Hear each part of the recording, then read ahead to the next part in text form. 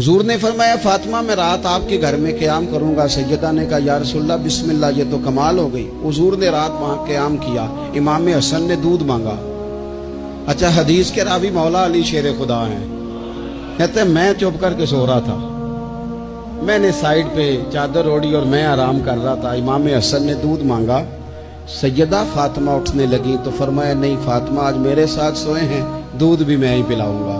حضور اٹھے، بکری کا دودھ دھویا، پھر اسے برتن میں ڈالا۔ ابھی حضور امام حسن کو دینے لگے تھے کہ امام حسین نے بھی مانگ لیا، تو حضور نے فرمایا نہیں بھائی پہلے حسن کو ملے گا۔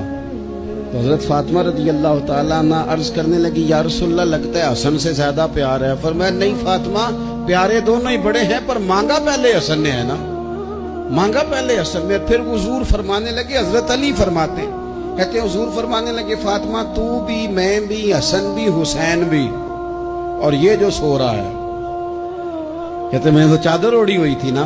فرمایا فاطمہ میں بھی، تو بھی، حسنین بھی، اور یہ جو سو رہے ہیں، فرمایا سارے مل کے جنت میں داخل ہوں گے۔